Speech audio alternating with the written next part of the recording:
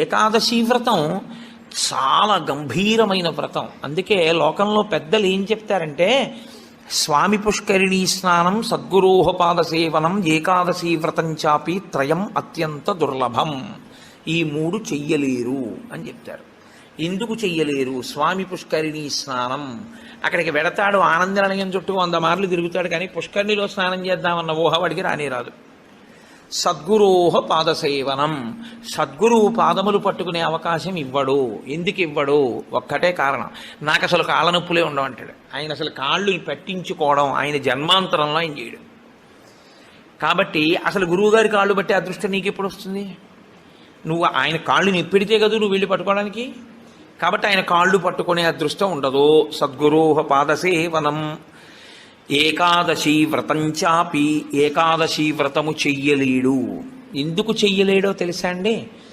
మీరు అంగీకరించినా అంగీకరించకపోయినా శాస్త్రీయమైన, వేదప్రోక్తమైన, ఋషిప్రోక్తమైన ఒక పెద్ద రహస్యాన్ని మీకు ఇప్పుడు చెప్తా. ఏకాదశి వ్రతం ఎందుకు కష్టం? మీ అబ్బాయికి ఉద్యోగం వస్తుంది, సత్యనారాయణ వ్రతం చెయ్యి, చేస్తాడు. మీ అమ్మాయికి పెళ్ళి అవుతుంది, వ్రతం చెయ్యి, చేస్తారు. నువ్వు చచ్చిపోయేటప్పుడు ఈశ్వరుడు గుర్తొస్తాడు, చచ్చిపోయేటప్పుడు ఎలా ఉంటుందో అలా ఊహించుకుని వ్రతం చేయి అంటే, ఇప్పుడు వద్దులేండి తర్వాత చేస్తానంటే కదండి. ఏకాదశి వ్రతం నిజానికి అంతే. ఏకాదశి వ్రతం ఎందుకు చేయిస్తారో తెలుసా అండి? ఉపవాసం, అన్నం తినకూడదు.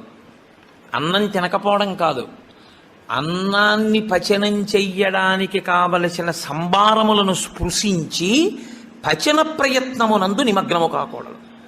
అంటే ఏకాదశి నాడు ఉపవాసం ఉండి ద్వాదశి నాడు కాకరకాయ పులుసు పెట్టి వండుకుందామా, వేపుడు చేసుకుందామా అని ఆలోచించకూడదు. ద్వాదశి పారణ కోసం ఏకాదశి నాడు కాయగూరలు తరుక్కోకూడదు. ద్వాదశి నాటికి పనికొస్తుందని ఇవాళ పప్పు నానపోయకూడదు.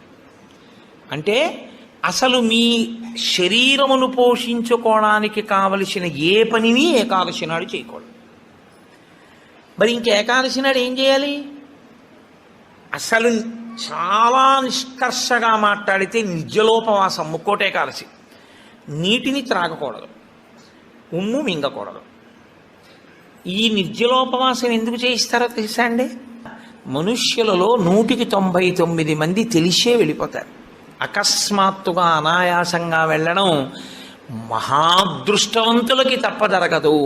సాధారణంగా 199 మంది వెళ్ళే మార్గం ఏమిటంటే, రెండిటిని ఎండగట్టి పంపుతారు. ఒకటి నీరివ్వరు, 2 అన్నం పెట్టరు. ఎందుకని అంటారేమో, ప్రతి పక్షంలోనూ ఒకసారి రిహార్సల్ వేస్తాడు, వెళ్ళిపోయేటటువంటి పద్ధతిని ఊహ చేస్తాడు. ఏమీ తినడం, ఏమీ తాగడం, ఈశ్వరుణ్ణే స్మరిస్తూ ఉంటాడు. ఇప్పుడు ఇది క్లేశపడిపోతూ ఉంటుంది, మనసుని మాత్రం ఈశ్వరుని ఎందే పెట్టుంచుతాడు. ఇది బాగా అలవాటైపోయింది. ఆ రోజు వచ్చేసింది, తినకూడదు, తాగకూడదు, ఈశ్వరుడి మీద మనసు పెట్టాలి. అభ్యాసం కూసు విద్య కదూ, నిలబెట్టేస్తాడు. నిలబెట్టేస్తే ఏమయ్యాడు? ఆఖరి ఊపిరిలో కూడా ఆయన పేరు చెప్తూ వెళ్ళిపోతాడు. మరి డాక్టర్లు ఉన్నారు కదండి అని మీరు అనొచ్చు, 1 కోటి మంది వైద్యులు కూడి వచ్చినా కానీ మరణమయ్యేది వ్యాధి మాన్పలేరు. చచ్చిపోయే వాళ్ళందరూ డాక్టర్లు లేక చచ్చిపోయారు అనుకోకండి. ఈశ్వరుడు ఆయుర్దాయం ఇవ్వాలనుకుంటే డాక్టర్ రూపంలో అనుగ్రహించగలడు అంతే. ఈశ్వరుడు ఇచ్చినవాడు. కాబట్టి ఏకాదశి వ్రతానికి ఉన్న ప్రధాన ప్రయోజనమేమి?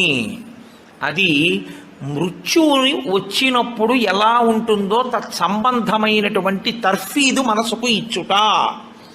అందుకే ఏ వ్రతానికి చెప్పండి ఏకాదశి వ్రతం చాపి త్రయం అత్యంత దుర్లభం అని ఎందుకంటారో తెలుసా అండి?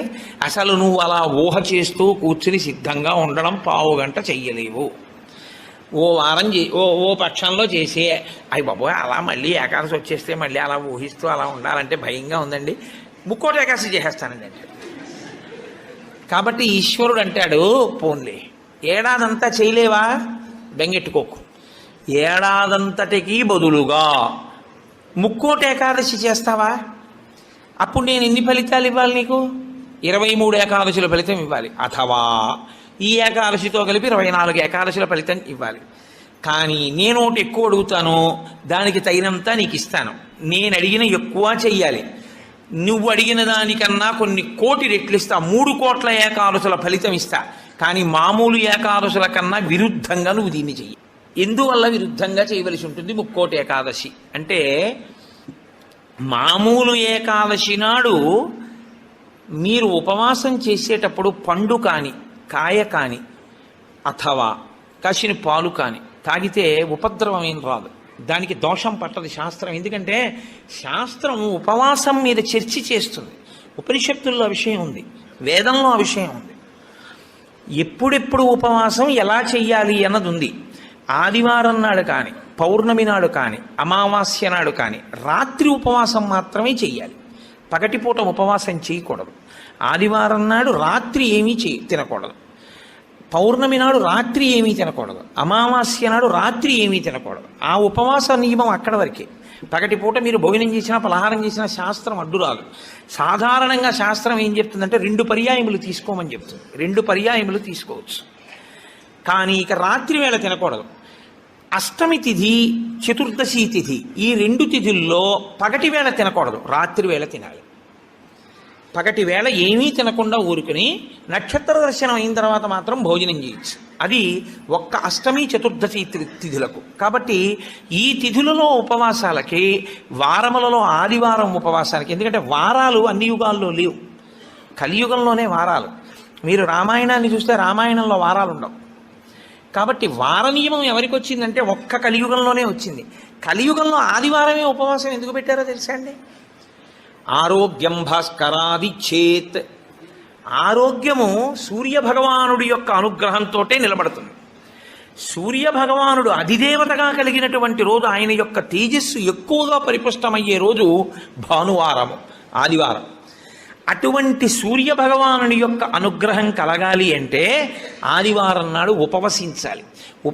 ఉపవసించుట అన్న మాటని మీరు ఎప్పుడు 2 కోణాల్లో అర్థం చేసుకోవాలి. 2 కోణాల్లో అర్థం చేసుకోవడం అంటే, కడుపు ఖాళీ అయిన తరువాత మళ్ళీ వేయకుండుట. శరీరానికి ఆరోగ్యం ఎప్పుడూ డాక్టర్ దగ్గరికి వెళ్లకుండా ఉండడానికి 3 ఉన్నవాడు వెళ్ళడు అని ఆయుర్వేదం చెప్తుంది. ఎవరు వెళ్ళడు అంటే, కడుపులో వేసిన పదార్థమంతా ఖాళీ అయ్యే వరకు మళ్ళీ వెయ్యనివాడు. కడుపులో పదార్థం వేశారనుకోండి, అది పూర్తిగా పచనం అయిపోయి కడుపు ఖాళీ అయింది, అప్పటి వరకు వేయడు మళ్ళీ. అలా వెయ్యని వాడెవడో వాడు వైద్య దర్శనం చెయ్యడు. ఎడం పక్కకి తిరిగి ఎడమ చేతిని తల కింద పెట్టుకుని గుండెలు పరుపుకో బొంతకో తగిలేట్టుగా పడుకున్నవాడు వైద్యుణ్ణి చూడడు. 3, ప్రతిరోజు రాత్రి తాంబూల చర్వణం చేస్తూ కొంచెం సేపు నడిచి పడుకునేవాడు వైద్యుణ్ణి చూడడు. ఈ 3 పూర్ణారోగ్యానికి ఆయుర్వేద శాస్త్రం విధించినటువంటి నియమాలు. అందుకని అలాగే పడుకోవాలి. అందుకే మీరు ఎప్పుడైనా మహాత్ములు పడుకోవడం చూస్తే ఎప్పుడు ఎడం పక్కకే పడుకుంటారు. కారణం ఏంటంటే ఎడం పక్క పడుకోవడం ఆరోగ్యాన్ని ఇచ్చేస్తుంది, వైటల్ ఆర్గాన్స్ అన్నింటినీ సేఫ్ గార్డ్ చేస్తుంది. నేను ఒకసారి డాక్టర్ని అడిగి, అది ఏంటంటే అలా ఉంది ఆయుర్వేదంలోని. నిజమేనండి, అలాగే పడుకోవాలన్నారు. అంతేనండి, మేమైనా అలాగే చెప్తాం, ఎడం పక్కకి తిరిగి పడుకుంటే చాలా మంచిది కోటేశ్వరరావు అన్నాడు. కాబట్టి నేను పురాణాల్లో ఉన్న ఎన్నో విషయాలు డాక్టర్ గారిని అడుగుతుంటే వాళ్ళు నిజమేనండి ఇవన్నీ అంటుంటారు. నేను శరత్కాలంలో అమ్మవారి పూజ ఎందుకు చేస్తారు అన్నదాని గురించి దేవి భాగవతంలో ఉన్న విషయాల్ని కొన్నింటిని ఒకసారి ఒక డాక్టర్ గారిని అడిగితే ఆయన నాకు తెల్లబోయే రహస్యాలు చెప్పాడు. మీరు చెప్పినవే హ్యూమన్ ఎనాటమీలోకి మార్చి చెప్తే మాకేం చెప్తారంటే, చలికాలంలో తమంత తాముగా నాడులన్నీ కూడా సన్నబడిపోతాయి చలిగాలికి. కొవ్వు చిన్న చిన్న చిన్న చిన్న చిన్న చిన్న గింజల్లా ఉండి పరిగెడుతుంటుంది రక్తంలో. ఎప్పుడైతే నాడులు ఇలా రక్తనాళాలు సంకోచించాయో అది వెళ్ళి ఆగుతుంది. వెనక నుంచి వస్తున్నది వచ్చి దాన్ని తగులుకుని ఆగుతుంది. గసగసాలు ఒకదాన్నొకటి తగులుకున్నట్టుగా తగులుకుని ముద్ద కట్టి ఆగుతుంది. రక్త ప్రవాహం ఆగిపోయి స్ట్రోక్స్ వస్తాయి. చలికాలంలో స్ట్రోక్స్ వస్తాయి కాబట్టి అలా రాకుండా ఉండడానికి దేవీ నవరాత్రులు చేయిస్తారు. దేవీ నవరాత్రుల్లో మృత్యుదంస్ట్ర బయటికి వస్తుందని చెప్పడానికి కారణం అది అని నేను ఒకసారి దేవీ భాగవతం శ్లోకాలు మా ఇంటికి వచ్చిన డాక్టర్ గారికి చూపిస్తే, యథార్థంగా మాకు వైద్యం చెప్పినప్పుడు దీన్ని ఇంగ్లీష్లో ఇలా చెప్పారండి, దాన్ని ఆ రోజు ఋషులు ఇలా చెప్పారనమాట అని ఆయన తెల్లబోయాడు. కాబట్టి మన ఋషులు అద్భుతంగా దాన్ని అన్వయం చేసి తీసుకొచ్చి చూపిస్తారు. కడుపులో పదార్థము పూర్తిగా అయిపోయేంత వరకు మళ్ళీ పదార్థం అందులో వెయ్యకూడదు. మీరు ప్రతిరోజు అలా వేస్తూ పెడుతున్నారనుకోండి, మళ్ళీ అది కడుపు ఖాళీ అవగానే మళ్ళీ వేశారు, మళ్ళీ అందులోంచి రసాయనాలు ఊరాలి, అది మళ్ళీ తిరుగుతూ ఉండాలి. మీ ప్రయత్నం లేకుండా ఎప్పుడూ తిరుగుతూ మీ ప్రయత్నం లేకుండా ఆగిపోయేటటువంటి స్పందనలు శరీరంలో ఈశ్వరాధీనములై కొన్ని ఉంటాయి. వాటిని మీరు అసలు ఆపలేరు. ఊపిరితిత్తి, గుండె ఇలాంటివి మీరు ఆపు అని అడగను లేరు. నువ్వు విశ్రాంతి తీసుకోన్నా ఆగవు. ప్రయత్నపూర్వకంగా మిగిలిన వాటి ఆరోగ్యం కోసం ఒక దాన్ని ఆపమని చెప్పింది శాస్త్రం.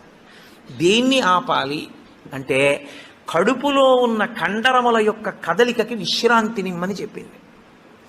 కడుపులో ఉన్న కండరములకు విశ్రాంతిని ఎవరిస్తారో అటువంటి వారి ఆరోగ్యము బాగుంటుంది అని. కడుపులో ఉన్న కండరముల కదలిక ఎప్పుడు ఆగుతుందంటే దాని లోపల పదార్థమును వేయడం ఆపితే ఆగుతుంది. అందుకని ఏం చేస్తారంటే ఉపవాసము అన్న పేరుతో లోపల పదార్థం వెయ్యరు. వేయకపోతే ఏమవుతుందంటే కండరములు కదలవు. కండరములు కదలకపోతే కంటికి కడుపుకి దగ్గర సంబంధం. కడుపు నిండకపోతే, కడుపు ఖాళీగా ఉంటే కనురెప్ప పడదు. కనురెప్ప పడకపోతే మీరు ఈశ్వరుడి యందు దృష్టి నిలబెట్టి ఈశ్వరుడి యొక్క ఆరాధన చెయ్యగలరు. కాబట్టి ఉపవాసం అన్న దాంట్లో అన్నం తినకుండా ఉండడం అనేటటువంటిది ప్రధానమైన నియమము. దీనికి మినహాయింపించి ఎట్టి పరిస్థితుల్లో చెయ్యకూడని వాళ్ళని ఇద్దరిని చెప్పింది శాస్త్రం. 8 ఏళ్లకు ముందున్నవాడు, 80 ఏళ్ళు దాటినవాడు ఉపవాసం చేయరాదు జీవితంలో. ఈ ఇద్దరికీ నిషేధం.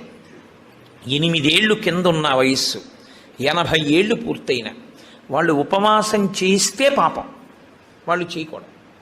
ఎందుకని అంటే వాళ్ళ శరీరం అంగీకరించదు, అందులోకి పదార్థాన్ని వేయకపోతే ఒప్పుకోదు. 3వ మినహాయింపు ఒకరికి ఇచ్చింది. కడుపులోకి పదార్థం వెయ్యకపోవడమే విషంగా మారిపోయి శరీరాన్ని పడగొట్టగలిగిన వ్యాధి ఏదైనా సంక్రమించి ఉంటే, అంటే ఒక షుగర్ పేషెంట్ అనుకోండి, ఆయన అలా ఉండిపోయాడు అనుకోండి, ఫాస్టింగ్లో పడిపోతుంది, కోమాలోకి వెళ్ళిపోతాడు.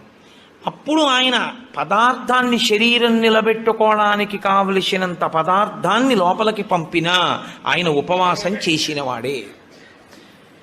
మీరు ఎప్పుడూ ఒకటి గుర్తుపెట్టుకోవాలి, శాస్త్రం ఇప్పుడు మాట్లాడినా చాలా ఉదారంగా మాట్లాడుతుంది. శాస్త్రము కఠినంగా అసలు ఎప్పుడు ప్రవర్తించదు. అలా చెయ్యలేరు మీరు, నిజంగా చాలా కష్టం. కాబట్టి 8 సంవత్సరముల లోపు వాళ్ళు, 80 సంవత్సరములు దాటిన వారు ఉపవాసమును చేయరాదు. ఉపవాసమును చేయరాదు అంటే పదార్థమును విసర్జించి ఉండరాదు. కాబట్టి ఉపవాసము అన్న మాటలో మీ కడుపు కండరములు కదలకుండా విశ్రాంతి ఇచ్చుట అన్నది ప్రధాన ప్రక్రియ. ఇది మీరు చూడండి, ఇవాళ రేపు పెద్ద పెద్ద ప్లాంట్స్ కూడా షట్ డౌన్ అంటారు, కావాలని ఆప్ చేస్తారు, వాటి లాంగివిటీ పెరుగుతుంది, జీవితకాలం పెరుగుతుందని. అదే అన్వయం ఋషులు శరీరానికి చేశారు. ఇది కూడా ఒక యంత్రాంగం, ఇది ఒక తెప్ప. ఇది ఉంటే నువ్వు పుణ్యం చేస్తావు, ఇది ఉంటే నువ్వు ఇంకొక ధర్మకార్యం చేస్తావు. అసలు ఇదే లేకపోతే ఇంకేం చేస్తావు? ఇక జీవుడు చేసుకోవడానికి ఏం లేదు, ఇది ఉపకరణం. కాబట్టి దీన్ని చాలా జాగ్రత్తగా నిలబెట్టుకోవాలి. నిలబెట్టుకోవాలంటే దీని ఆయుర్దాయం పెంచాలంటే 2 రకాలుగానే పెంచాలి. ఒకటి, ఆవేశపడి ఊపిరి తీయకుండా ఉండాలి, ఎందుకంటే ఊపిరిలలో ఆయుర్దాయం ఉంటుంది కాబట్టి. 2, అదే పనిగా దొరికింది కదా అని తింటూ ఉండకూడదు, కాబట్టి ఉపవాసం చేయాలి. ఈ 2 ఎవడు చేస్తాడో వాడు దీర్ఘాయుష్మంతుడు అవుతాడు. ఎవడు దీర్ఘాయుష్మంతుడు అవుతాడో వాడు పాపం చేయడానికి దీర్ఘాయుష్మంతుడు కాకూడదు. దేనికి దీర్ఘాయుష్మంతుడు కావాలి అంటే తన జీవుణ్ణి చక్కబెట్టుకోవడానికి దీర్ఘాయుష్మంతుడు కావాలి. అలా చేసేటటువంటి ప్రక్రియలో వచ్చిన అద్భుతమైనటువంటి తిథి ముక్కోటి ఏకాదశి. ఈ ముక్కోటి ఏకాదశి నాడు సర్వేషాం భోజనద్వయం అన్నారు. అది చాలా విచిత్రమైనటువంటి మాట. అసలు ముక్కోటి ఏకాదశి నాడు నువ్వు చెయ్యవలసినది ఏదో తెలుసా? సర్వేషాం భోజనద్వయం. ఈ శ్లోకం చాలా చమత్కారమైనటువంటి శ్లోకము. అందరూ కూడా భోజనద్వయం, 2 మాటలు భోజనం చేయండి. అదేమిటండి, సర్వేషాం భోజనద్వయం అయితే ఉపవాసం ఎక్కడుంది అందులో? మరి ఇప్పటిదాకా మమ్మల్ని పట్టుకు పీకు తినేశావు, శరీరం చెరుక్కర్రన్నావు, దీన్ని నలిపేయాలన్నావు, దీన్ని క్లేశ పెట్టాలన్నావు, ఏకాదశి నాడు పెట్టకండి అన్నావు, ఉపవాసం చెయ్యండి అన్నావు, అలా 23 చేయకపోతే ముక్కోటి ఏకాదశి అయినా చెయ్యన్నావు. ఇన్ని చెప్పిన వాడివి మళ్ళీ ఇప్పుడేమంటున్నావు? ఏకాదశ్యాంతు కర్తవ్యం సర్వేషాం భోజనద్వయం. కర్తవ్యం, తప్పకుండా చెయ్యవలసిన పని. ఏకాదశ్యాంతు, ఏకాదశి నాడు ఏమి, సర్వేషాం అందరికీ, భోజనద్వయం, 2 మాటలు భోజనం చేయండి. మరి అదేమిటి ఇప్పటిదాకా నేను చెప్పిన ఉపన్యాసం అంతా పోలా ఈ శ్లోకంలో? అది ఎందుకు శ్లోకాన్ని అలా చేస్తారో తెలుసా అండి? పెద్దలు, ఋషులు, మహాత్ములు చాలా అద్భుతమైన ప్రక్రియ చూపిస్తారు. నీకు ఆ అనుమానం బాగా రావాలనే శ్లోకాలు అలా రచన చేస్తారు. అప్పుడు నువ్వు సంతోషం ఏంటంటే నీకు కష్టపడకుండా నీకు కన్సెషన్ ఇచ్చేసినట్లు కనపడితే దాన్ని కన్ఫర్మ్ చేసేసుకోవడానికి తాపత్రయపడిపోతుంది. సుఖపెట్టడానికి ఏదైనా ఛాన్స్ ఇచ్చామనుకోండి, అబ్బా ప్రతి ఏకాదశికి నేను 8 ఏళ్లలోపు 80 ఏళ్ళు పైకి ప్రతి ఏకాదశి నాడు నువ్వు షుగర్ వ్యాధిగ్రస్తుడిని అయితే ఎంత బాగుండో అనిపిస్తుంది. ఎందుకంటే ఉపవాసం అక్కర్లేదు, ఏదో ఒకటి పడేయచ్చు లోపల. కానీ ఆ శ్లోకానికి అర్థం ఏంటంటే భోజన అంటే ఓ జనులారా, మీ అందరికీ కూడా భోజనద్వయం అంటే భోజనం 2 మాటలు చేయండి అని కాదు. భో అంటే ఓ జనులారా, ద్వయం 2, ఏకాదశ్యాంతు కర్తవ్యం సర్వేషాం, అందరికీ ఏకాదశి నాడు 2 నియమములు పాటించవలసినదే. ఏమిటో తెలుసా 2 నియమాలు? శుద్ధోపవాస ప్రథమ. శుద్ధోపవాసం, ముక్కోటి ఏకాదశి నాడు ప్రత్యేకించి శుద్ధోపవాసం. ద్వైతులు నిర్జలోపవాసం చేస్తారు. అసలు వాళ్ళు ఏకాదశి నాడు ద్వైత సంప్రదాయంలో ఉన్న వాళ్ళు, వాళ్ళ ఇంటికి మీరు వెళ్ళినా నీళ్ళు ఇవ్వరు. వాళ్ళు ఏకాదశి నాడు సత్యనారాయణ వ్రతం చేసుకోండి అంటే వాడు చేయరు. ఎందుకో తెలుసా అండి? ఈశ్వరుడికి నైవేద్యం పెట్టవలసి వస్తుంది. ఈశ్వరుడికి నైవేద్యం పెట్టద్దు వ్రతం చేస్తే, ఆయనకు కూడా పెట్టరు వాళ్ళు. ఆయనకి పెట్టడం కాదు, మీరు వాళ్ళ ఇంటికి వెడితే మీకు పండో కాయ కూడా చేతిలో పెట్టరు. ఏమనుకోకండి, మీరు ఏకాదశి నాడు వచ్చారు మేము ఇవ్వలేమంటారు. వాళ్ళు ఉమ్ము కూడా గుటక వెయ్యరు, మంచినీళ్ళు కూడా తాగరు. మరి అలా రోహిణీ కార్తెలోనూ అప్పుడు ఎలా ఉంటారండి అని మనకు అనుమానం వస్తుంది. అలాగే ఉంటారు. ఇక్కడ కాదు, రాజస్థాన్ ఎడారిలో ఉంటారు. తెలుసా అండి? వాళ్ళకి ఈశ్వరుడి మీద ఉన్న నమ్మకం అటువంటిది. ఏకాదశి వ్రతం వాళ్ళకంత గట్టిది. ఒకసారి ద్వైత సంప్రదాయంలో చాలా సమున్నతమైన స్థితిని పొందినటువంటి వారు, చాలా లబ్ధ ప్రతిష్ఠులు, నేను పేరు ఎందుకు వాడాలి బాగుండదు, వారి ఇంటికి వెళ్ళాను నేను, మా గోపాలకృష్ణ గారు, మేము. వెడితే ఆయన ఏకాదశి నాడు మేము వెళ్ళాం. వెడితే ఆయన అన్నారు, మీరు ఏమనుకోకండి, నేను మంచినీళ్ళు కూడా ఇవ్వను, ఎదురుగుండా మామిడి చెట్ల కాయలు ఉన్నాయి కానీ నేను ఇవ్వనని ఆ ఇంట్లో ఉన్న నౌకర్ని పిలిచి నేను చూడకుండా 4 కాయలు కోసి వాళ్ళకి అన్నారు. తప్ప ఆయన కోసి ఆయన చేత్తో ఇవ్వాల. ఆయన పెట్టలేనివాడు కాడు, పెట్టుకోనివాడు కాడు, మహాత్ముడు, చాలా గొప్పవాడు, చాలా పెద్ద పదవి చేశాడు ఆయన. ఇప్పటికీ ఆంధ్రదేశంలో స్మరింపబడుతుంటాడు. ఎందుకో తెలుసా అండి? ఆ సంప్రదాయం అటువంటిది. వాళ్ళు ఏకాదశి నాడు శుద్ధోపవాసం, వాళ్ళు నిర్జలోపవాసం, నీటి గుటక కూడా వాళ్ళు వేయరు. కాబట్టి ముక్కోటి ఏకాదశి నాడు నువ్వు అలా చేస్తావా? 23 ఏకాదశులు మినహాయింపిస్తాను. శుద్ధోపవాస ప్రథమ అది చేసేస్తే అయితే ఏదో అలా మొత్తానికి నేను నానా కష్టాలు పడి ఏదో అశుద్ధోపవాసం చేసేస్తానండి, 3 కోట్ల ఏకాదశుల ఫలితం వచ్చేస్తుంది కదా అంటారేమో. సత్కథా శ్రవణం తథాహ, కేవలం తినకుండా కూర్చుంటే ఫలితం ఇవ్వరు. సత్కథా శ్రవణం, మీరు ఏదో భగవత్ సంబంధమైన విషయాన్ని వింటూ ఉండాలి 12 ఘడియలు వచ్చేవారు. ఏకాదశి తిథి పరివ్యాప్తమై ఉన్నంతసేపు తినకుండా ఉండడం ఎంత ప్రధానమో 12 ఘడియలు రాగానే తినేయడం అంత ప్రధానం. ధర్మం మారిపోతుంది అంతే. అందుకే అన్ని రోజుల కన్నా చాలా తొందరగా చద్దన్నం వండుకున్నట్టుగా తెల్లవారుజామున లేచి వంట చేసుకుని తినేసేది ఎప్పుడో తెలుసా అండి? 12 తినాడు తింటారు. 12 పారణ మధ్యాహ్నం చేయకూడదు, 12 తిథి ప్రవేశించగానే చెయ్యాలి. అందుకే ఏకాదశి వ్రతం చేసిన వాడికి శ్రీ మహావిష్ణువే అందేశారు. అంబరీషుడికి దొరకలా? అంబరీషోపాఖ్యానం ఏకాదశి వ్రతం కాదు. 12 ఘడియలు రాగానే నేను పారణ చెయ్యాలంటే కదా, దుర్వాస మహర్షి రాకపోతే నీళ్లు పుచ్చేసుకో, ఫోన్లేవయా మధ్యాహ్నం ఉండదా, 12 సాయంకాలం ఉండదా, ఎప్పుడొస్తే అప్పుడే తింటానని కూర్చున్నాడా? 12 ఘడియలు వచ్చేస్తున్నాయి, మరి ఏం చేయను అంటే పోనీ భోజనం చేయకపోతే నీళ్లు తాగే అన్నారు. నీళ్లు తాగేస్తే కదా ఆయనకి పాపం వచ్చింది. కాబట్టి ఏకాదశి వ్రతం నాడు ఉపవాసం ఎంత ముఖ్యమో 12 తిథి ప్రవేశించగానే 12 ఘడియ తగలగానే అన్నం తినేయడం అంత ముఖ్యం.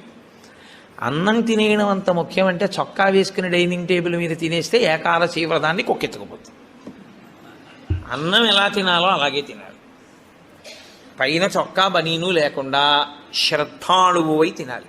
నువ్వు ఏకాదశి ఉపవాసం చేసి ద్వాదశి నాడు ఇంకోళ్ళ ఇంట్లో హస్తోదకం పుచ్చుకున్నావు అనుకో, నీ ఏకాదశి వ్రతం పనికిరాదు.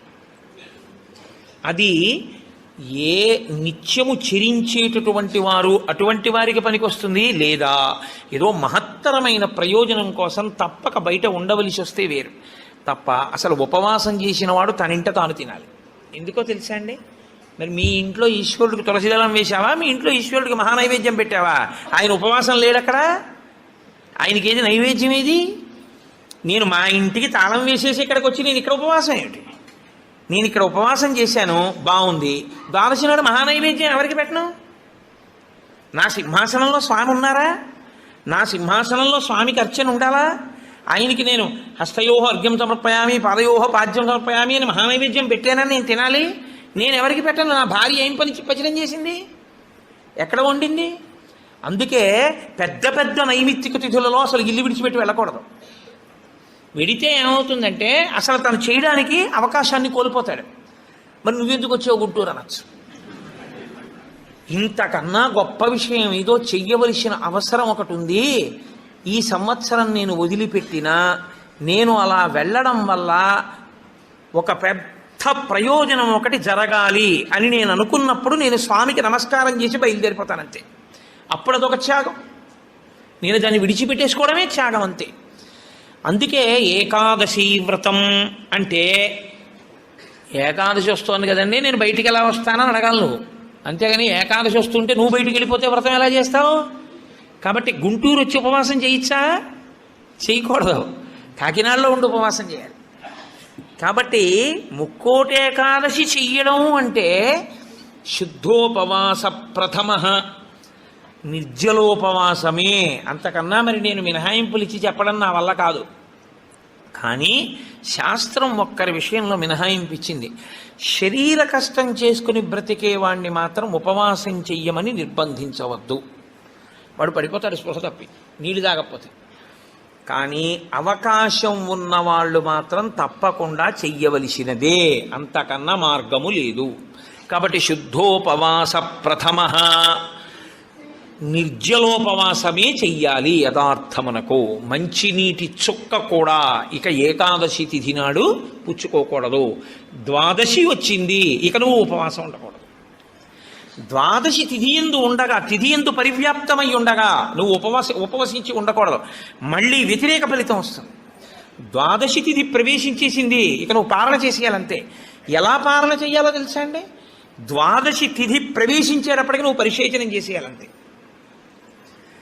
ద్వాదశి ఉదయం 6:30కు వచ్చిందనుకోండి, మీరు 6:30 లోపల మీ భార్య గారు మీరు సంధ్యావందనం అనుష్ఠానం పూర్తి చేసే లోపల ఆవిడ మహానైవేద్యం సిద్ధం చేసి తీసుకొచ్చి ఇచ్చేయాలి. మీరు నైవేద్యం పెట్టేసి ఆ రోజు 6:30కి భోజనం చేసేయాలి. నాకు సహించదండి అనకూడదు, చేసేయడమే. ఏకాదశి వ్రతమునందు ద్వాదశి కలిసిపోయి ఉంటుంది. నేను చెప్పింది అబద్ధం అయితే అంబరీషోపాఖ్యానం అబద్ధమే, అంబరీషోపాఖ్యానం అబద్ధం అయితే వ్యాసుడే అబద్ధం. కాబట్టి నేను చెప్పింది నిజం. ఏకాదశి వ్రతం అంటే అంతే, అలాగే చేస్తారు. ఇలా కానీ చెయ్యగలిగితే ముక్కోటి ఏకాదశి నాడు నీకు నేను 3 కోట్ల ఏకాదశులు చేసిన ఫలితాన్ని నీ ఖాతాలో వేసేస్తాను. ఎందుకో తెలుసా? 1 శరీరమును క్లేశపెట్టావు, 2 మనస్సును ఏకాగ్రతతో నిలబెట్టావు. కాబట్టి ఏం చేయాలంటే మార్చి మార్చి మార్చి మార్చి మార్చి మార్చి భగవత్కథ యందు కూర్చోవాలి. మరి ఇక దేనికి లేవాలి? శరీర శోధన చేయడానికి, మూత్ర విసర్జన చేయడానికి లోపలికి వెళ్ళిన నీళ్లు లేవు, మల విసర్జన చేయడానికి లోపల వేసిన పదార్థం లేదు, ఇంకెందుకు లేవడం? కాబట్టి లేవక్కర్లేదు. కాబట్టి ఏకాదశి రాగానే కూర్చుంటే ద్వాదశి వచ్చాక లే. అయితే అప్పుడు అందులో ఏముంది? జాగరణ కూడా ఉందా? ఉందా లేదా? ఏకాదశి నాడు ఉపవాసం అంటే అన్నం తినకుండా పకట కూర్చోవడం అని మీకు ఎవరు చెప్పారు? జాగరణ కూడా ఉంది. అందుకే ముక్కోటి ఏకాదశి నియమాలు అన్వయమయ్యేది మళ్ళీ 3 తిథులకు అన్వయం అవుతాయి. 1 మహాశివరాత్రి, 2 గోకులాష్టమి, 3 శ్రీరామనవమి. ముక్కోటి ఏకాదశి నాడు ఏ నియమాలు పాటిస్తారో అవే నియమాలు ఆ 3 తిథుల్లో పాటించాలి. ఈ 3 తిథులలో కూడా మీరు రాత్రి నిద్రపోకూడదు, పగలు ఏమీ తినకూడదు. అందుకే చూడండి, మహాశివరాత్రి నాడు నేను పరిచయం చేయడానికి మీకు ఆ తిథి బాగుంటుంది. మహాశివరాత్రి అంటే జాగరణతో కూడిన ఉపవాసమే.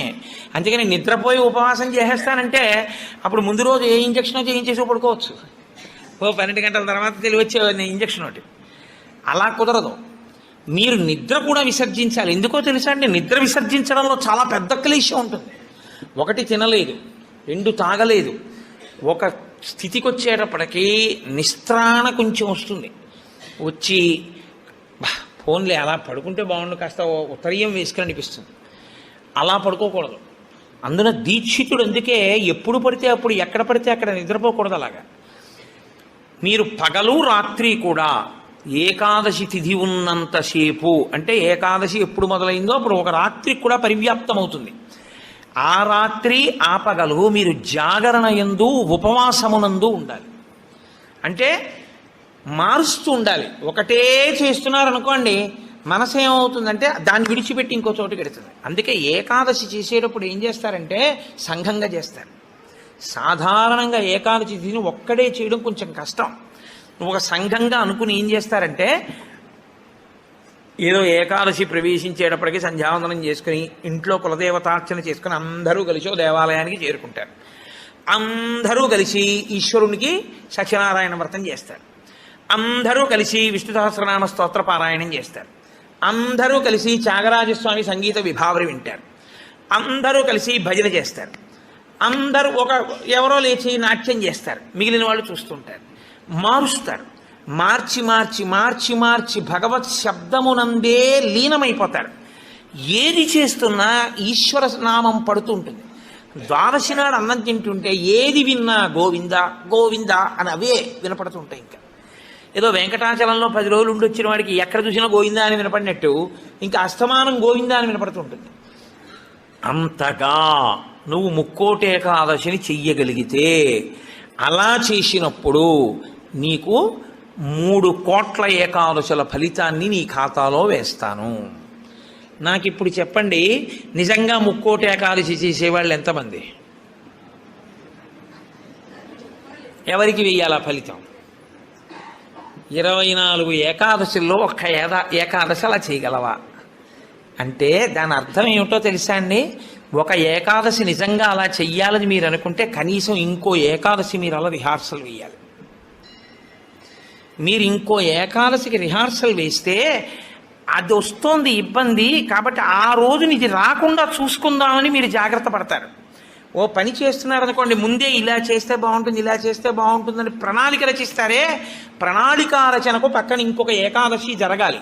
అందుకే ముక్కోటి ఏకాదశి ఒక ఏకాదశి ఎవడు చేయడు, పక్కన ఇంకో ఏకాదశి చేస్తాడు. ఏదో ఏకాదశి చేశారనుకోండి, ఓహో ఏకాదశి చేస్తే ఇదిగో ఇలా ఇలా ఇబ్బందులు ఉంటాయి. నేను మీకు ఒక ఉదాహరణ చెప్తాను. ఏకాదశి రేపు వ్రతం చేద్దాం అనుకుని ముందు రోజు మీరు పుల్లని పదార్థాలు, తీయటి పదార్థాలు బాగా తినేశారనుకోండి, మీరు ఇంకా దాహాన్ని ఆపలేరు. దాహము తనంత తాను పొటమరించకుండా ఉండాలి అంటే మీరు శారీరకమైన ఆంతరమైన జాగ్రత్తలు కొన్ని తీసుకోవాలి. ఒకటి, వేడిగా ఉన్న చోటుకి వెళ్ళి మీరు కూర్చోకూడదు, శరీరం పడిపోతుంది, డిహైడ్రేట్ అయిపోదు. కాబట్టి అందుకే పరమేశ్వరుడు కూడా అనుకూలమైనటువంటి కాలంలో ఇచ్చాడు, పుష్యమాసంలో ఇచ్చాడు. నీటిని శరీరం ఎక్కువ డిమాండ్ చేయదు ఈ టైంలో. ఇది ఆయన పట్టుకెళ్ళి రోహిణీ కార్తీలో పెట్టాడు అనుకోండి, అసలు ఉండడు ఆవిడ చేసేవాడు కదండి. అందుకని పట్టుకొచ్చి హేమంత ఋతువులో పెట్టాడు, తనంత తాను పైనుంచి చల్లగా ఉంటుంది. కాబట్టి ఏకాదశి చెయ్యడం అంటే దాని అర్థం ఏమిటో తెలుసా అండి? దానికి 3 రోజులు ముందు నుంచి మీరు పదార్థముల మీద అదుపులోకి వచ్చేయాలి. ఇక ఒక్కసారి అది తింటే మళ్ళీ ప్రయత్నపూర్వకంగా మీరు మంచినీళ్లు తాగాలనుకుంటే తప్ప దాహం వేయకుండా శరీరం నిలబడగలిగినటువంటి రీతిలో ఆహారం ఏది ఉంటుందో అటువంటి ఆహారాన్ని ఎంచి అంత సాత్విక ఆహారంతో నిలబెట్టాలి. ముందు నిలబెడితే ముక్కోటి ఏకాదశి నాడు నీళ్ళు అడగకుండా ఉంటుంది, శక్తి లోపల నిలబడుతుంది. అంతకు ముందు కొన్ని రోజుల పాటు మీలోని శక్తిని క్షయం చేసేయకుండా మీరు ఉండాలి. మీ తేజోక్షయం చేయకూడదు. అంతకన్నా ఇంకో మాట నేను చెప్పను. అలా మీరు నిలబడగలిగితే ముక్కోటి ఏకాదశికి మీరు సిద్ధపడగలుగుతారు. అకస్మాత్తుగా ముక్కోటి ఏకాదశి ఓటీ చేసేస్తానంటే కుదరదు. కాబట్టి అసలు ముక్కోటి ఏకాదశి అన్నదాని యందు ఎంత సత్యమైన వాక్కులున్నాయో శరీరమును క్లేశపెట్టడం అనేటటువంటిది శాస్త్రమునందు ప్రతి 11 రోజుల్లో ఒక రోజు తప్పదు. ఏకాదశి అంటే ఆ 11 ఈశ్వరుని యందు నిలబడాలి. 5 జ్ఞానేంద్రియాలు, 5 కర్మేంద్రియాలు, మనస్సు 11 నిలబెట్టాలి. దానికి ఉపవాసం చెయ్యాలి. అథవా ముక్కోటి ఏకాదశి నాడు చెయ్యగలిగినటువంటి ఈ పరిస్థితులన్నింటినీ మీరు సమన్వయం చేసుకున్నా, శరీరాన్ని నిలబెట్టినా, మీ మనసుని తీసుకెళ్లి ఈశ్వరుడి దగ్గర పెట్టడం మాత్రం అంత తేలికైన విషయం కాదు. కాబట్టి నేను మిమ్మల్ని అందరినీ నిరుత్సాహపరుస్తున్నాను అని మీరు అనుకోవద్దు. మీరు ఎప్పుడూ ఒక్క విషయం గుర్తుపెట్టుకోండి, మీరు ఏం చేశారు అన్నదాన్ని బట్టి 100% సిలబస్ బట్టి మార్కులు ఈశ్వరుడు మీ ప్రయత్నాన్ని చూసి హర్షించి వేసేస్తాడు ఆయన. అసలు మీరు సంకల్పం ఒకటి చేశారనుకోండి, వచ్చే సంవత్సరం ముక్కోటి ఏకాదశి మనం ఎలా చేసుకుందాం అని ఓ 10 మంది పెద్దలు కూర్చుని వచ్చే ఏడాది మన దేవాలయంలో ముక్కోటి ఏకాదశి చేద్దాం, వచ్చే ఏడాది ముక్కోటి ఏకాదశి చేయడానికి నిజంగా అలా శరీరంలో పదార్థం వెయ్యకపోయినా నిలబడగలిగిన శరీరాలు ఇన్నున్నాయి. ఇందులో ఎంతమంది ఆ దారుఢ్యం ఉన్నవాళ్ళు ఉన్నారు? వాళ్ళని సప్తమి తిథి నుంచే మనం ఎలా సిద్ధం చేద్దాం. వాళ్ళని సిద్ధం చేసి ముక్కోటి ఏకాదశి నాడు ఎంతసేపు ఉండగలిగితే అంతసేపు ఉంటాడు. ఇక తప్పలేదు, 4 నీళ్లు గుటకలు వేయవలసి ఉంటుంది. నన్ను నమ్మండి, మీ ఉపవాసం పాడవాలి. అది పుచ్చుకోకపోతే ఇక శరీరం పడిపోతుంది. ఇప్పుడు ధర్మం ఏమైపోతుందో తెలుసా అండి? ఆమరణ నిరాహార దీక్ష శాస్త్రమునందు అత్యంత మహాపాపము. మీ శరీరం పడిపోయే వరకు మీరు మీ ఏమీ తినను, ఏమీ తాగదు అని భీష్మిస్తే ఆ వ్రతఫలం ఇవ్వరు, పిశాచత్వం ఇస్తారు. అన్నం తినకుండా, నీళ్లు పుచ్చుకోకుండా ఎవడైనా శరీరాన్ని పడగొడితే వాడి జీవుణ్ణి పిశాచంలోకి ప్రవేశపెడతారు. అందుకని ఇప్పుడు మీ ప్రయత్నం మీరు చేశారు, ఇక శరీరం పడిపోతుంది, తప్పదు, నీళ్లు పుచ్చుకోవాలి. ఇప్పుడు మీరు ఎంత నీరు తాగితే శరీరం నిలబడుతుందో అన్ని నీళ్లు తాగారు, అది ఉపవాసంలో అంతర్భాగం అయిపోతుంది. ఇప్పుడు ఒక్క అరటిపండు లోపల వేయకపోతే శరీరం నిలబడదు. ఓ అరటిపండు లోపల పడేశారు, మీకు ఉపవాసమునకు భంగము రాదు.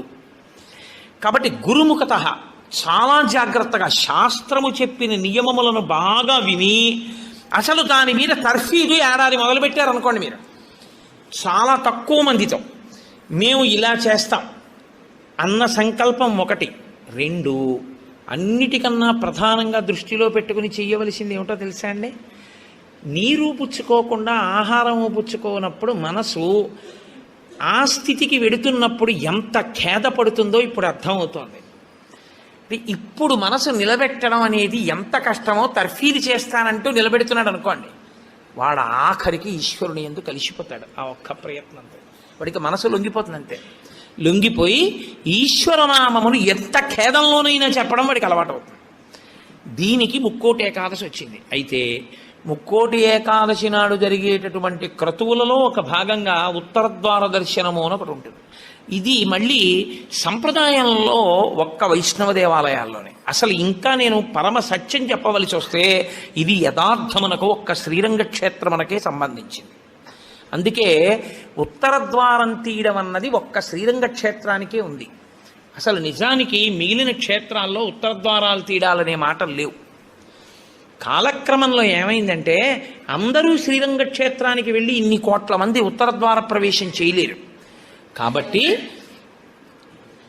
కొంతలో కొంత ఎక్కడ ఉన్న విష్ణు క్షేత్రాన్ని అక్కడే శ్రీరంగ క్షేత్రంగా భావన చేసి రంగనాథుణ్ణి స్మరిస్తూ ఉత్తర ద్వారంలోంచి వెడతారు. ఉత్తర ద్వారంలోంచి ఆ రోజున శ్రీ మహావిష్ణువు ఏమీ చెయ్యలేనివాడు, అన్ని విధాల ఇంకా అసలు నేను ఈశ్వర ఏమీ చెయ్యలేను, నువ్వే నాకు ఆధారం, నువ్వే నన్ను తీసుకుపో అన్నవాణ్ణి ఉత్తర ద్వారం తెరిచి తనతో తీసుకుపోతాడు. ఉత్తర ద్వారం తీస్తే మీరు ఎటువైపు ఎడతారు? ఉత్తరానికి ఎడతారు కదండి. ఉత్తర ద్వారం ఎందుకు తీయడం? దక్షిణ ద్వారం తీయకూడదా, తూర్పు ద్వారం తీయకూడదా? తూర్పు మంచిది కదా, మరి ఉత్తర ద్వారం ఎందుకు? అంటే మీరు యథార్థాన్ని గమనిస్తే ఉత్తరాన ఏముంటుందో తెలుసా అండి? హిమాలయాలు ఉంటాయి, ఉత్తరాన కైలాసం ఉంటుంది, ఉత్తరాన మృత్యుంజయుడు పరమేశ్వరుడు ఉంటాడు. ఉత్తర దిక్కుకి ప్రయాణం చెయ్యడం అంటే దక్షిణ దిక్కుకి ప్రయాణం ఆగిపోవడం. దక్షిణ దిక్కుకి ఏది ఎడుతుందంటే శ్మశానం ఉంటుంది దక్షిణ దిక్కున. ఎన్ని కోట్ల జన్మలెత్తినా ఆఖరికి శరీరం వెళ్ళిపోయేది అక్కడికి. ఎవడు ఈశ్వరుడితో పాటు ఉత్తినే ఉత్తరద్వారంలోంచి వెళ్ళడం కాదు, అసలు నిజంగా ఉత్తరద్వారంలోంచి వెళ్ళడం అంటే ఏమిటో తెలుసా అండి? ఈశ్వరుడి పల్లకి వెళ్ళి పల్లకి వెంట వీళ్ళు వెళ్ళాలి. అసలు శాస్త్రం అది. ఈశ్వరుడికి ఆ రోజున అర్చన చేసి పల్లకి పట్టుకుని పల్లకీని తీసుకెడతారు ఉత్తరద్వారంలోంచి. ఆయనతో వెళ్ళాలి. నువ్వు తినే ఉత్తరద్వారంలోంచి వెళితే నీకేం వస్తుంది? ఆయన వెళ్ళిన ఉత్తరద్వారంలోంచి వెళ్ళాలనుకోవాలి. అథవా అసలు నిజంగా వెళ్ళవలసింది ఏమిటంటే ఈశ్వరుడితో వెళ్ళాలి. కనీసంలో కనీసం నీ బాధ్యత ఏమిటి? ఉత్తరద్వారంలోంచి నువ్వు వెళ్ళాలనుకుంటే ఈశ్వరుడితో వెళ్ళేటప్పుడు ఎలా వెళ్ళాలో నువ్వు అలా వెళ్ళాలి. ఈశ్వరుడితో వెళ్ళేటప్పుడు వెళ్ళేవాడు ఎలా వెళ్ళాలి? వైదికంగా వెళ్ళాలి. పైన చొక్కా బనీను ఏమీ లేకుండా ఉత్తరీయాన్ని మాత్రమే కప్పుకొని పంచ గోచి పోసి కట్టుకోకుండా వెళ్ళకూడదు. గోచి పోసి కుర్చీళ్ళు పెట్టుకుని వెనక్కి దోపుకోకుండా వెడితే మహాపాపం. వేదం పటలపన్నం చెప్తోంది. కాబట్టి కుర్చీళ్ళు పెట్టి గోచి పోసి వెనక దోపి అన్నీ విప్పి ఉత్తరీయం వేసుకుని ఎవరి సంప్రదాయానుసారం వారు తిలకధారణ చెయ్యాలి. నీకు ద్వాదశనామములైతే ద్వాదశనామములు, నాకు విభూతి ధారణ ఎలా చెప్తే అలా నేను విభూతి ధారణ నేను చేసి శ్రీరంగనాథుడితో కలిసి ఆయన పల్లకీతో నేను ఉత్తరద్వారంలోంచి మౌనంగా కానీ భగవన్నామం చెప్తూ కానీ ఆయన వెంట వెడితే నా ప్రాణోత్క్రమణం అయినప్పుడు కూడా ఆయన నన్ను అలాగే తీసుకెడతాడు. ఉదారుడై నన్ను నమ్మి, శాస్త్రం నమ్మి నాతో ఓ రోజు వచ్చాడు. కాబట్టి ఇప్పుడు అలాగే తీసుకెడతానని ఉత్తరద్వారంలోంచి తీసుకెడతాడు. ఇది ఇక ఏమీ చెయ్యలేను, నాకేమీ చేత కాదన్నవాడైనా కనీసం చెయ్యాలి. ఏమీ చేత కాని వాడన్నా చెయ్యాలి. ఈశ్వరాన్ని నాకు ఏం చేతనైనని నేను అన్నీ చేసేస్తానని ఇది మాత్రం మానేస్తాను అన్నవాడన్నా చెయ్యాలి. అందుకే శివాలయంలో ఎందుకు ఉండదో తెలుసా అండి? ఉత్తరద్వారంలోంచి వెళ్ళేది అక్కడికే కాబట్టి ఇంకా మళ్ళీ శివాలయంలో ఉత్తరద్వారం ఎందుకు? అంత శివకేశవ అభేదంగా ఉంటుంది ముక్కోటేకాదశి యథార్థమునకు. కాబట్టి ముక్కోటేకాదశి తిథి, ఏకాదశి తిథి అంత గొప్పవై ఉంటాయి. అందుకని ఉత్తరద్వార ప్రవేశం చేస్తారు. అటువంటి ముక్కోటేకాదశి తిథి నాడు మీరు భగవత్ సంబంధంగా ఏది చేసినా కూడా దేశకాలాదులను అనుసరించి కోట్ల రెట్లలో ఈశ్వరుడు దాని ఫలితాన్ని ఏర్పాటు చేసేస్తాడు. మీరు రామచంద్రమూర్తిని నించోపెట్టి పంచామృతాలతో అభిషేకం చేశారనుకోండి, 3 కోట్ల పర్యాయములు అభిషేకం చేసిన తరువాత ఆ మూర్తి ఎంత తేజస్సుతో నిలబడుతుందో అంత తేజస్సుతో నిలబడిపోతుంది అక్కడ. ఇప్పుడు ఆ వంశానికి, ఆ దేవాలయానికి ఎంత శక్తి వచ్చేసిందో మీరు ఆలోచించండి. మీరు ఒక తులసిదళం పట్టుకొచ్చి శ్రీ మహావిష్ణువుకి ఇచ్చారనుకోండి, మీరు 3 కోట్ల తులసిదళాలు పట్టుకొస్తే ఏ ఫలితమో ఆ ఫలితం ఇస్తారు. 3 కోట్ల ఏకాదశుల్లో 3 కోట్ల తులసిదళాలు పట్టుకొచ్చి ఇచ్చిన ఫలితం. మీరు రేపొక్కసారి శ్రీరామ రామ రామేతి రమే రామే మనోరమే అన్నారనుకోండి, 3 కోట్ల పర్యాయములు విష్ణు సహస్రాన్ని పారాయణ చేసిన ఫలితం వేస్తారు. రేపు అన్ని 3 కోట్ల మీద వేస్తారు. రేపు మీరు ఏమీ చేయలేదనుకోండి, 3 కోట్ల పాపాలు చేసిన ఫలితం వేస్తారు. మరి అంతే కదండి. 100 మంది పరీక్ష కడితే 30 మంది పాస్ అయ్యారని నేనంటే 70 మంది ఏమైనట్టు? ఫెయిల్ అయినట్టేగా. మరి ఏమీ చెయ్యని వాడు ఏమైనట్టు? పాపాన్ని పొందినట్టు కదా 3 కోట్ల పాపాలని. కాబట్టి ఉత్తరద్వార దర్శనము చెయ్యాలి, ఉపవాసము చెయ్యాలి. ఇందులో ఎవరెవరు ఏ మినహాయింపులో కెడతారో మినహాయింపును అనుభవించినా తాను చెయ్యగలిగింది చెయ్యాలి. నేను ఏమీ చెయ్యలేని వాడిని అనడానికి మాత్రం నీకేమీ లేదు. నువ్వు అసలు కదలలేని వాడి అయితే ఇంట్లో కూర్చుని గోవిందనామైనా చెప్పాలి.